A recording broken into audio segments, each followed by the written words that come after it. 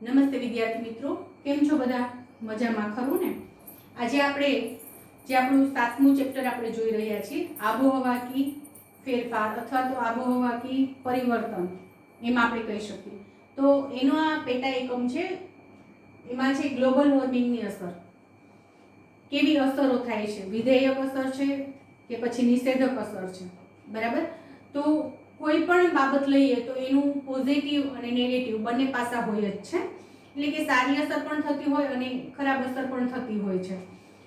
અહીંયા આપણે જોઈએ ગ્લોબલ વોર્મિંગની કેવી અસરો થાય છે, જીવસૃષ્ટિ ઉપર, પૃથ્વી સપાટી પર શું એની અસર જોવા મળે છે.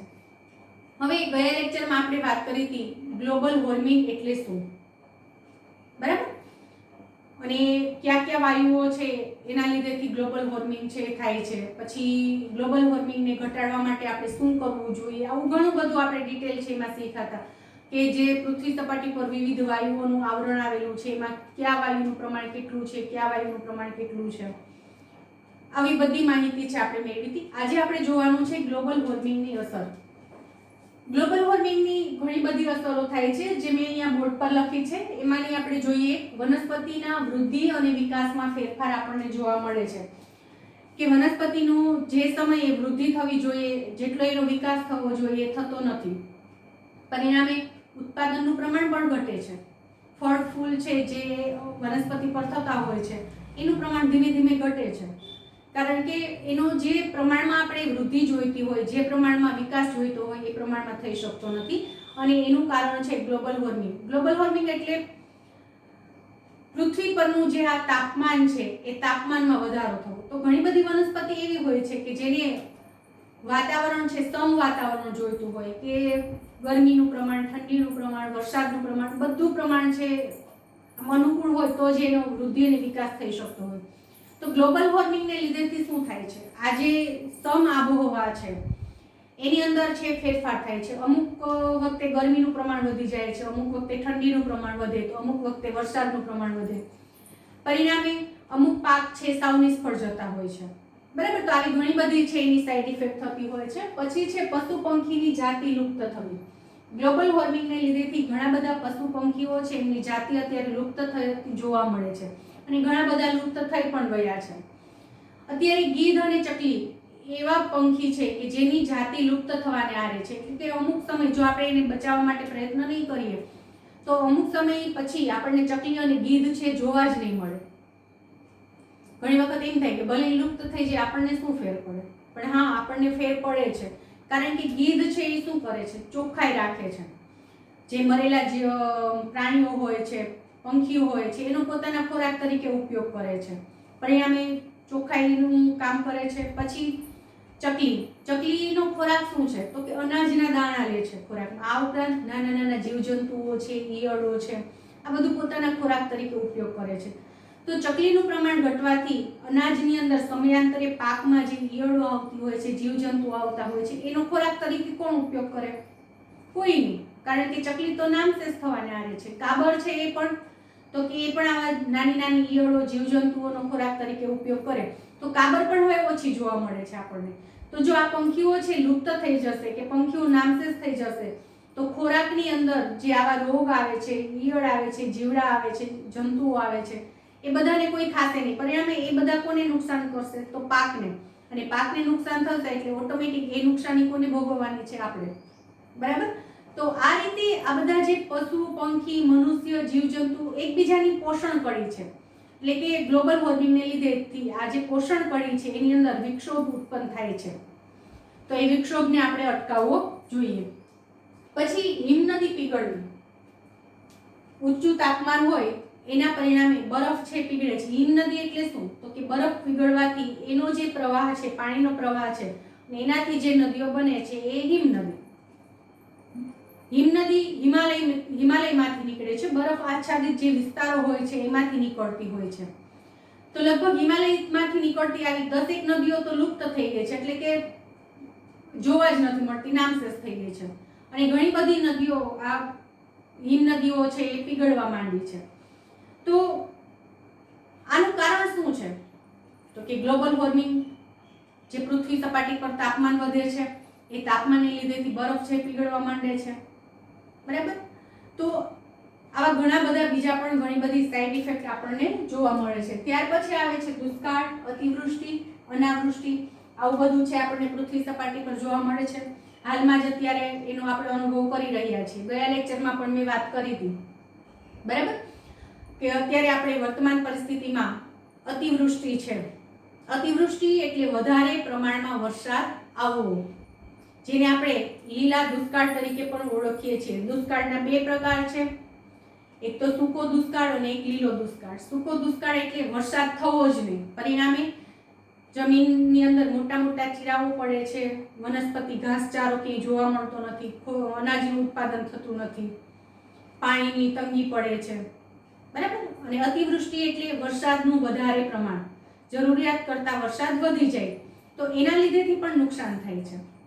પણ હા, એક પ્રશ્નનું સોલ્યુશન થાય છે કે અતિવૃષ્ટિ થવાથી પાણીની તંગી ઉત્પન્ન થતી નથી અને ઘાસચારાની તંગી છે ઉત્પન્ન થતી નથી, અને ચોમાસું પાક જે છે એ પાક નિષ્ફળ જાય છે, પણ શિયાળુ પાક છે એનું ઉત્પાદન સારું એવું લઈ શકાય છે. પણ અનાવૃષ્ટિની અંદર બધા જ પાક નિષ્ફળ જાય છે, કારણ કે પાક વનસ્પતિને ઉગાડવા માટે સૌપ્રથમ શેની જરૂર પડે તો કે પાણીની જરૂર પડે. એ પાણી જ હોતું નથી, પરિણામે ભૂખમરો, રોગચાળો વગેરે પ્રશ્નો છે એમાંથી ઉત્પન્ન થતા હોય છે. અતિવૃષ્ટિ જે આપણે હાલમાં જોઈ રહ્યા છીએ કે જરૂર કરતાં વધારે વરસાદ થયો છે, પરિણામે નદી નાળા છે બધે છલકાઈ ગયા છે.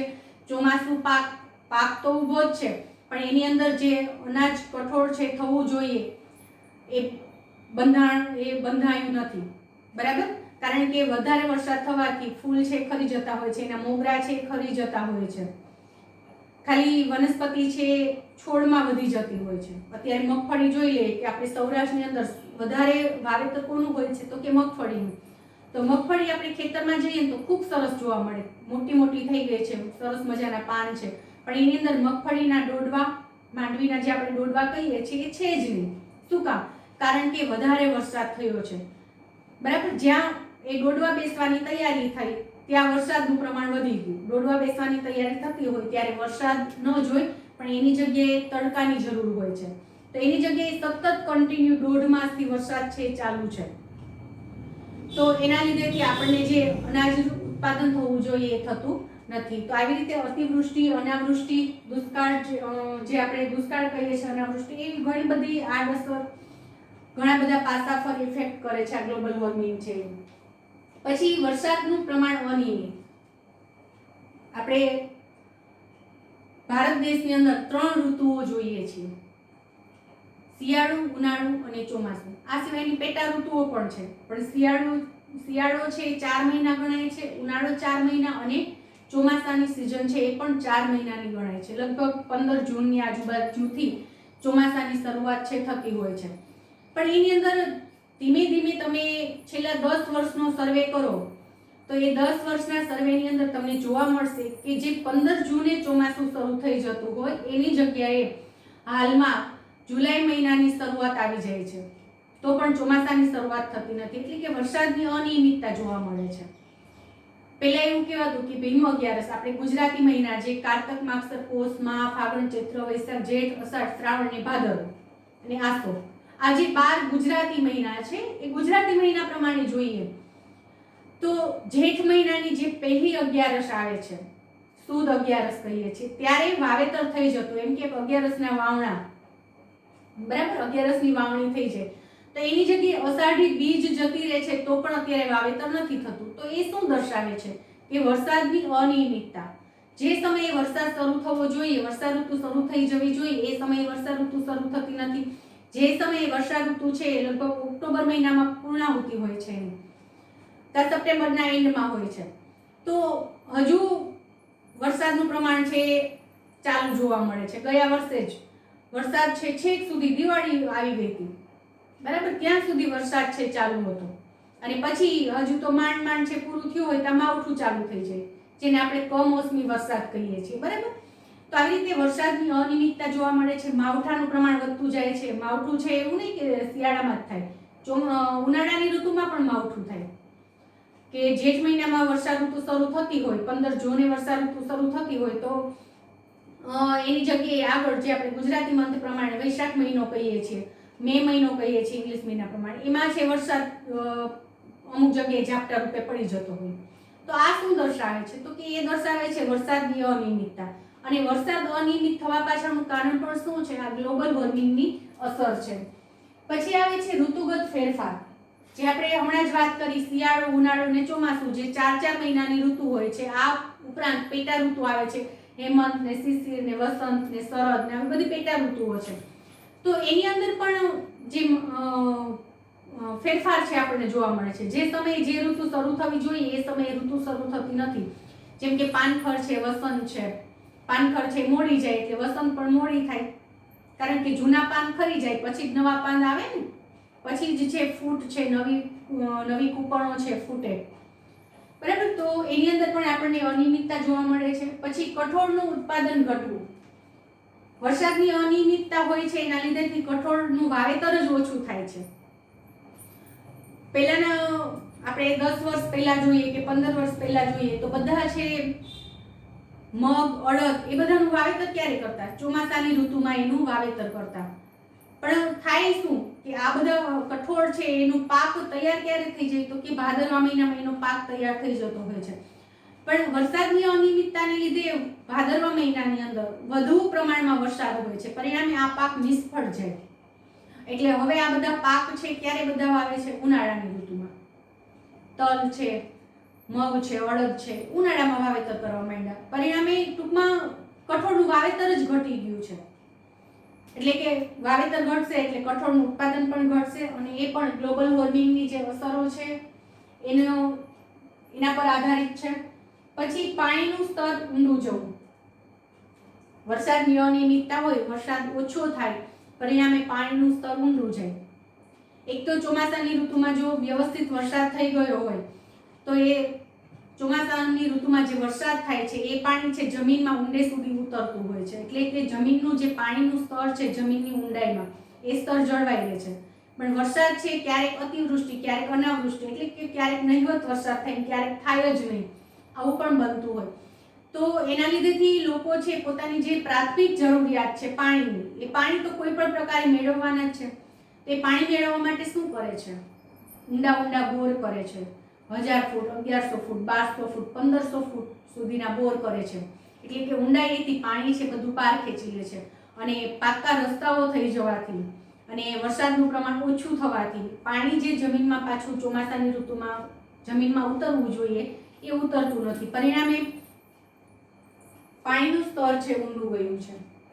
ખેત ઉત્પાદનમાં ઘટાડો થયો છે, કારણ કે વરસાદની અનિયમિતતા. ભારત દેશ છે એ કેવો દેશ છે? ખેતી પ્રધાન દેશ છે, અને વરસાદ આધારિત ખેતી થાય છે અહીંયા, બરાબર. સિંચાઈ આધારિત ખેતી થાય છે પણ બહુ ઓછા પ્રમાણમાં. મોટાભાગનો પ્રદેશ એવો છે કે જ્યાં વરસાદ આધારિત ખેતી થાય છે, અને આ વરસાદનું પ્રમાણ જ અનિયમિત છે. પરિણામે વરસાદનું પ્રમાણ અનિયમિત હોવાથી સમયસર પાકનું વાવેતર થઈ શકતું નથી, અને જ્યારે સમયસર વાવેતર ન થાય ત્યારે એની અંદર આપણે જે ઉત્પાદન જોઈતું હોય તે ઉત્પાદન આપણને મળે નહીં. પરિણામે ખેત ઉત્પાદનમાં પણ ઘટાડો થયેલો જોવા મળે છે. રોગનું પ્રમાણ વધ્યું. ગ્લોબલ વોર્મિંગને લીધેથી રોગનું પ્રમાણ પણ વધ્યું છે. કેવા રોગ? મેલેરિયા, ડેન્ગ્યુ, તાવ, આ સિવાયના ઘણા બધા રોગ છે. અત્યારે જે મહામારી ચાલે છે કોરોનાની, ચિકનગુનિયા, બરાબર. કેટલા બધા રોગો એવા છે કે જે એક રોગને મટાડીએ અને એમાંથી બહાર નીકળીએ ત્યાં નવો રોગ, સ્વાઇન ફ્લૂ, નવા રોગ છે આવી જતા હોય છે, બર્ડ ફ્લૂ, બરાબર. કેટલા બધા જેના નામ પણ ઘણી વખત આપણે ન સાંભળ્યા હોય, એ બધા રોગનું પ્રમાણ વધ્યું છે. પરિણામે મનુષ્યનું જે આરોગ્ય છે, આરોગ્ય પણ જોખમાયું છે. તો આ બધું થાય છે એની પાછળનું કારણ શું છે? એ પાછળનું કારણ પણ ગ્લોબલ વોર્મિંગની અસર છે. તાપમાનમાં વધારો થાય એટલે ઘણા બધા રોગ છે એ પણ આવતા હોય છે. ત્યાર પછી આપણે જોઈએ તો કે માલદીવ, બાંગ્લાદેશ, ફિલિપાઇન્સ ટાપુ, વેસ્ટ ઇન્ડિઝ ટાપુ અને ઓસ્ટ્રેલિયા ખંડના જે કાંઠાના વિસ્તારો છે એ કાંઠાના વિસ્તારો અમુક સમય પછી ડૂબી જશે એવું પણ તારણ આવ્યું છે. તો એની પાછળનું કારણ શું? તો કે એની પાછળ પણ ગ્લોબલ વોર્મિંગ કારણભૂત છે. આપણે ગયા લેક્ચરમાં વાત કરી હતી કે ગ્લોબલ વોર્મિંગને લીધેથી સમુદ્રની જે સપાટી છે એ સપાટી ધીમે ધીમે ઊંચી આવતી જાય છે, સમુદ્રનું સ્તર છે ઊંચાઈ પર આવતું જાય છે. જો આપણે જે પૃથ્વી ઉપર 3 ભાગ આપણને જોવા મળે છે, મૃદાવરણ, જલાવરણ, જીવાવરણ અને વાતાવરણ. આમ તો 4, પણ જીવાવરણ છે એ જીવન સૃષ્ટિ છે, અને આવરણમાં વાતાવરણ, જલાવરણ અને મૃદાવરણ.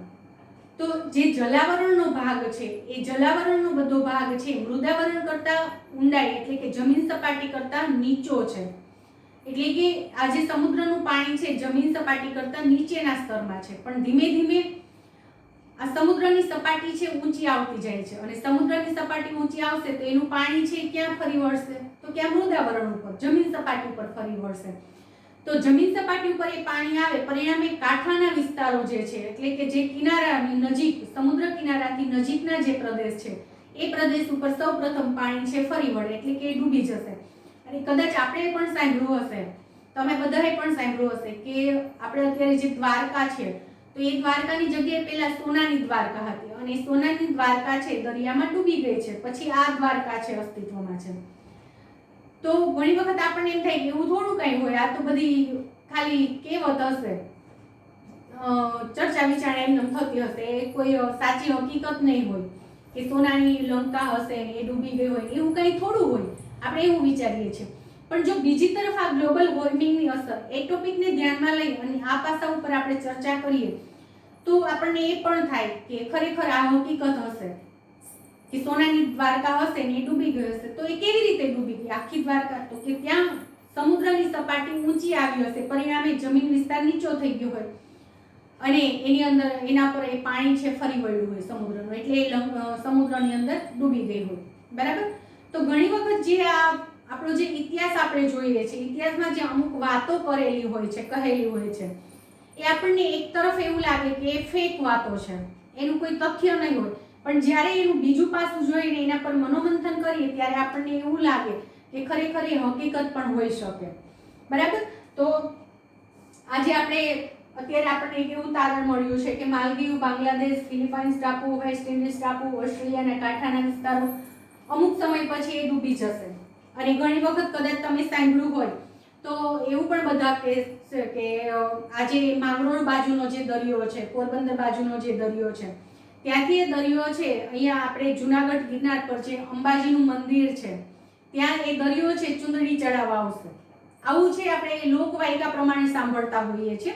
આપણા જે દાદા દાદી હોય છે, વડવાઓ હોય છે, એની પાસેથી એ સાંભળતા હોઈએ છીએ કે અમુક વર્ષો પછી એ દરિયો ચુંદડી ચડાવવા આવશે. તો દરિયો એ શું છે? એ તો પાણીની સપાટી છે, એ હાથમાં થોડી કઈ આમ ચુંદડી પકડીને ચડાવવા આવશે. પણ એની કહેવા પાછળનું કદાચ આવું પણ તથ્ય હોઈ શકે કે સમુદ્રની સપાટી છે, જળ સપાટી જે છે એ ઊંચી આવશે, પરિણામે જમીન વિસ્તાર છે એની અંદર ગરકાવ થઈ જશે. આવી માન્યતા હોઈ શકે. એ જે કાંઈ હોય તે, પણ આવું આપણે છે લોકવાયકાઓ છે ઘણી વખત આપણે સાંભળતા હોઈએ છીએ. પણ આપણું પહેલું જ આપણો જે પહેલો જ લેક્ચર છે એની અંદર મેં સામાજિક વિજ્ઞાન જેનો અર્થ તમને સમજાવેલો કે સામાજિક વિજ્ઞાન એટલે શું. સામાજિક વિજ્ઞાન એટલે સમાજનું વિશિષ્ટ જ્ઞાન. બરાબર? અને એ તો બરાબર કે સમાજનું વિશિષ્ટ જ્ઞાન એટલે સામાજિક વિજ્ઞાન, પણ વિજ્ઞાન છે એને આપણે એનો વિજ્ઞાનનો આ જે વિષય છે આપણો સમાજ વિદ્યા, એને વિજ્ઞાનનો દરજ્જો કેવી રીતે આવ્યો? અને કોઈ પણ વિષયને વિજ્ઞાન શા માટે કહી શકાય? તો કે જેની અંદર તથ્ય, હકીકત અને પુરાવાઓ હોય, અને એ પુરાવાઓને આધારે એ હકીકતને સાબિત કરેલી હોય, ત્યારે એને આપણે વિજ્ઞાનનો દરજ્જો આપી શકીએ. બાકી એમને માહિતી આપી દીધેલી હોય તો આપણે એને વિજ્ઞાન ન કહી શકીએ, પણ એને પાછળના આપણી પાસે નક્કર પુરાવા અને હકીકત છે હોવા જોઈએ. તો આપણું જે આ સમાજ વિદ્યા છે એની અંદર જે કંઈ પણ માહિતી મૂકેલી છે હાલમાં, એ માહિતી પાછળના આપણી પાસે પુરાવા છે, હકીકત છે, અને એના લીધેથી આપણે એમ કહી શકીએ કે સમાજ વિદ્યા એક વિજ્ઞાન છે. એટલે એની અંદર આપણે આવી લોકવાયકાઓ સાંભળતા હોઈએ છીએ, પણ એ લોકવાયકાઓને કોઈ સ્થાન આપતા નથી, ફક્ત એ સાંભળવાની ને કાઢી નાખવાની, એ ઘટના ઘટે ત્યારે જોયું જાય. બરાબર? પછી આવે છે ગ્રીનપીસ નામની જે સંસ્થા છે. એ સંસ્થા મુજબ ઈસવીસન 2100માં ગુજરાતમાં વસતા આશરે 55 લાખ લોકોને સ્થળાંતર કરવું પડશે આ ગ્લોબલ વોર્મિંગની અસરને લીધે. શું કામ? કારણ કે કદાચ એવું બની શકે કે ગુજરાતના જે વિસ્તાર છે એના પર તાપમાનનું પ્રમાણ વધી જાય અને અતિશય ગરમીથી બચવા માટે અહીંથી લોકો છે સ્થળાંતર કરે, બરાબર. તો આ ગ્રીન પીસ નામની જે સંસ્થા છે એ સંસ્થાએ આવી વાત કરેલી છે. પછી છે ફૂલોની ખુશ્બુ છે ઘટશે અને મધપુડા છે એ નામશેષ થઈ રહ્યા છે. એ પણ હકીકત છે. ગ્લોબલ વોર્મિંગની જે અસર જોવા મળે છે એના લીધેથી ફૂલોની સુગંધ છે એની અંદર ધીમે ધીમે ઘટાડો જોવા મળે છે. કારણ કે કોઈ પણ વસ્તુ જ્યારે તમે તાપમાં રાખો ત્યારે એ તાપનું પ્રમાણ વધી જાય ને તો એની જે સુગંધ હોય છે, એની જે સ્મેલ હોય છે, સ્મેલ ધીમે ધીમે એ પદાર્થ છોડી દે છે.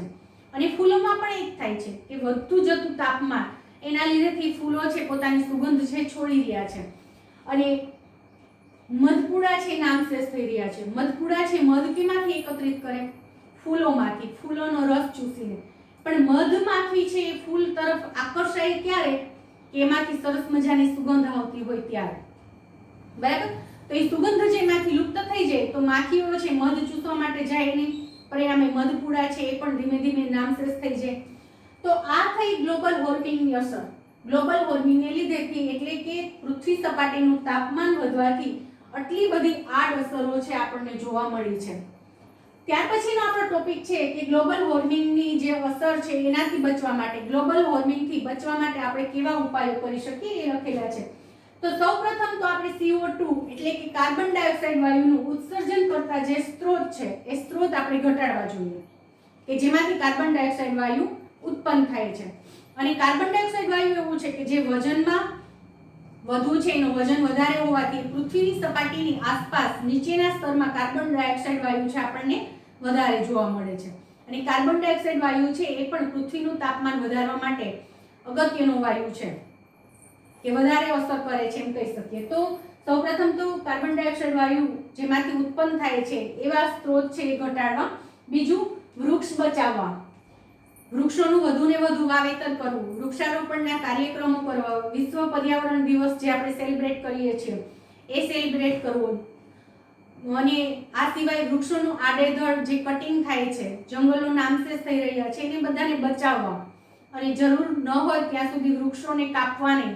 અને કોઈ પણ રીતે કેન પ્રકારે આપણે વૃક્ષોનું જતન કરવું જેથી કરીને આપણે ગ્લોબલ વોર્મિંગની જે અસર છે એ ઘટાડી શકીએ. શું કામ? કારણ કે વૃક્ષો જ એક એવા છે કે જે આ કાર્બન ડાયોક્સાઇડ વાયુ છે પોતાના શ્વાસોશ્વાસમાં ગ્રહણ કરે છે. એટલે કે પોતાના ખોરાક તરીકે કાર્બન ડાયોક્સાઇડ વાયુનો ઉપયોગ કરે છે. આ ઉપરાંત છે સમુદ્રની અંદર પ્લેન્કટન નામનો તરલ જીવ છે એ પણ કાર્બન ડાયોક્સાઇડ વાયુ ગ્રહણ કરે છે, બરાબર. તો જે કાર્બન ડાયોક્સાઇડ વાયુનો ઉપયોગ કરે છે અથવા તો ગ્રહણ કરે છે એવી વસ્તુઓ છે, એવી જે વનસ્પતિ છે એનો આપણે ઉછેર કરવો.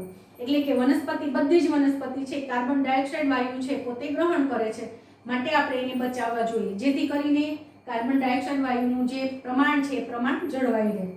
પછી આવે છે પોલિથીન બેગનો ઉપયોગ ટાળવો.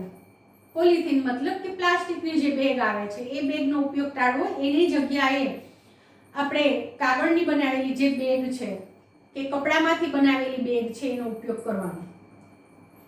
કાગળની બનાવેલી બેગ તો આપણે એમ કહીએ કે કાગળ તો વૃક્ષોના માવામાંથી બને છે, તો એ કાગળ બનાવવા માટે આપણે વૃક્ષનું કટિંગ કરવું પડે. ને હમણાં એવું કહીએ છીએ કે વૃક્ષને બચાવો, પણ આ જે બેગ બનાવવામાં આવે છે શેમાંથી? વેસ્ટેડ કાગળમાંથી બનાવવાની. જેમ કે ન્યૂઝપેપર છે, તમે વાંચી લો પછી એનું કંઈ જરૂરિયાત નથી હોતી. તો એ જે વેસ્ટેડ કાગળ છે, ન્યૂઝપેપર છે, એમાંથી સરસ મજાની કાગળની બેગ છે, નાની નાની બેગ બનાવી શકાય અને એની અંદર ફ્રૂટ આ તે વસ્તુઓ છે આપણે પેકિંગમાં લઈ શકીએ. આ રીતે પોલિથીનનો ઉપયોગ છે આપણે ઘટાડી શકીએ. આપણે ગુજરાતમાં પોલિથીન પ્લાસ્ટિકનો વધુ ઉપયોગ થાય છે, પણ હિમાચલ પ્રદેશમાં અને એ સાઈડ તમે જાઓ સિમલા મનાલી તો ત્યાં એ લોકો પ્લાસ્ટિકનો ઉપયોગ જ નથી કરતા. આજે આપણે વેફર ખાઈએ છીએ, વેફરના રેપરે પણ ભાગ્યે જ ત્યાં જોવા મળે અને આ પ્લાસ્ટિકના જબલા છે એ તો જોવા જ નથી મળતા, એમ કહીએ તો પણ ચાલે. ત્યાં મોટાભાગના લોકો છે આવી કાગળની બનાવેલી જે બેગ છે એ બેગનો જ ઉપયોગ કરે છે. એટલે ત્યાંના જે સ્થળ છે એકદમ ચોખ્ખાઈવાળા છે, સ્વચ્છ જોવા મળે છે. જ્યારે આપણે આવી પોલિથીનની બેગ ને જે વોટર બોટલ આવે છે પ્લાસ્ટિકની, એ બધું શું કરીએ છીએ? જ્યાં ત્યાં કચરો પ્લાસ્ટિકનો ફેંકી દઈએ છીએ, પરિણામે એનાથી પણ ગંદકી ફેલાય છે. અને પ્લાસ્ટિક એવી વસ્તુ છે કે જેની નામશેષ થતાં વર્ષોના વર્ષો લાગે છે, ત્યારે એ નામશેષ થાય છે.